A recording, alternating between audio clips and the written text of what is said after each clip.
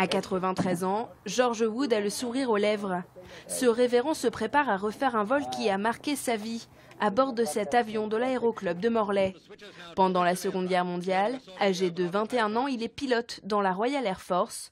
Son avion s'écrase en 1943 près de l'aérodrome de Ploujean. De ce crash, il s'en sort grâce à un parachute et au courage des habitants qui décident de le cacher. À bord de l'avion ce samedi, il survole les lieux de son accident. Je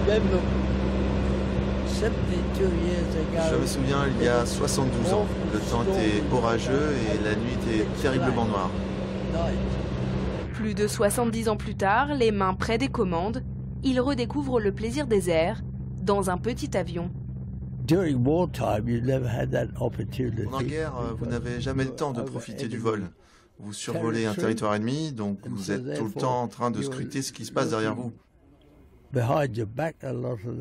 Et vous essayez surtout de vous protéger.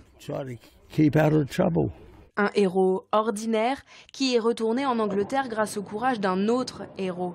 Ernest Sibiril et son réseau lui ont fait traverser la Manche en bateau en 1943.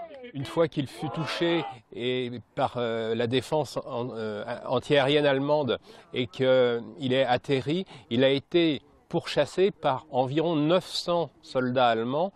Georges a rencontré, à travers cet épisode malheureux, des gens vraiment qui l'ont aidé et qui lui ont permis, 1 mois et demi après, de retourner en Angleterre à partir de Carantec sur le Requin, bateau construit donc par la famille Sibiril. Et c'est à Carantec, de l'endroit où il est parti, qu'il a reçu la Légion d'honneur ce samedi. Un moment solennel, entouré d'anciens combattants français et anglais.